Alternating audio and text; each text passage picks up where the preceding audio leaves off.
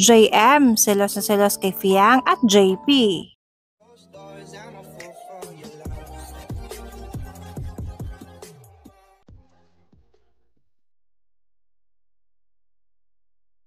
Tila naglalaro na naman mga ka-DJ ng selos-selosan itong si JM at Fiang, kung saan nga mga ka-DJ makikita natin na si Fiang ay na kay JP habang nakatingin itong si JM ng palihim kay Fiang. Sanay kasi mga ka-DJ si JM na lagi lang siya ang kalapit ni Fiang. Pero iba ngayon mga ka-DJ dahil maski nga si JP ay tumatapang na siya mismo ang dumadamobs kay Fiang para magkalapit si